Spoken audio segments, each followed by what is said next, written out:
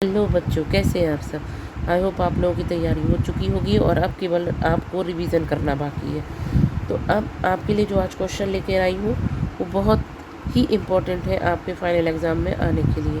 पहला प्रश्न है, अवतल दर्पण किसे कहते हैं, इसके अनुप्रयोग लिखिए। तो अवतल दर्पण उसे कहते हैं, इसका आंसर है जिसकी परावर्तक सतह अंदर की ओर धंसी हुई होती है या मुड़ी हुई होती है और यह प्रकाश किरणों को एक ही बिंदु तक एकत्रित करने का कार्य करता है। अनुप्रयोग है गाड़ियों की हेडलाइट में, शेविंग या दाढ़ी बनाने में, दर्पण में अपना चेहरा देखने में।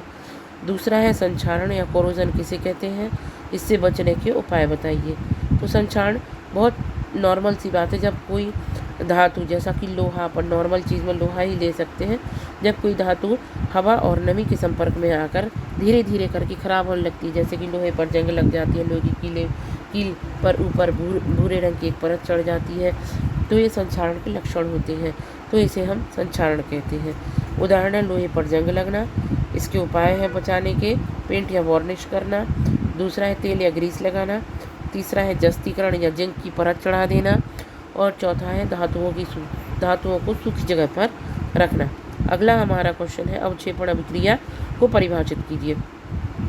अवक्षेपण की अभिक्रिया क्या है, जब दो विलयों को या दो पदार्थों को जब मिलाया जाता है तो कुछ पदार्थ, अघुलनशील ठोस पदार्थ जो है वो नीचे बैठ जाते हैं या बच जाते हैं, तो इसे क्या कहा जाता है, इसे अवक्षेपण की अभिक्रिया कहा जाता है। उदाहरण के लिए सिल्वर नाइट्रेट और सोडियम क्लोराइड आपस में मिलाने पर सफ़ेद रंग का एक अवक्षेप प्राप्त होता है। अगला हमारा क्वेश्चन है आवर्धन को परिभाषित कीजिए। आवर्धन का मतलब होता है बच्चों किसी भी छोटी से छोटी चीज़ को बहुत बड़ा करके दिखाना। तो किसी वस्तु के प्रतिबिंब की ऊंचाई और वस्तु की वास्तविक ऊंचाई में अनुपात को आवर्धन कहते हैं। उदाहरण है, इसका सूत्र है आवर्धन बराबर प्रतिबिंब की ऊंचाई बटे वस्तु की ऊंचाई।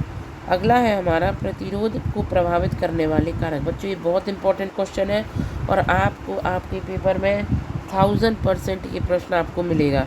पहला है चालक की लंबाई, दूसरा है चालक का अनुप्रस्थ क्षेत्रफल, तीसरा है पदार्थ का प्रकार और चौथा है तापमान।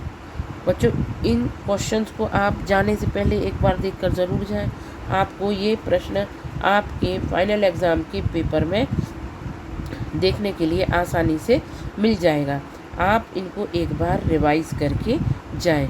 आगे आपके लिए कल भी मैं कुछ इसी प्रकार के क्वेश्चन लेकर आऊँगी और आपका, क्योंकि कल परसों आपका पेपर है, इस वजह से आपके लिए कल भी कुछ इम्पोर्टेंट क्वेश्चन, और हो सकता है कि एक आध टेस्ट आपको अवेलेबल करा दूँ, जिससे आपको पढ़ने में आसानी होगी और आप आसानी से पढ़कर जा सकते हैं। तो बच्चों, अभी के लिए बहुत बहुत शुभकामनाएं और बहुत बहुत ऑल द बेस्ट बच्चों।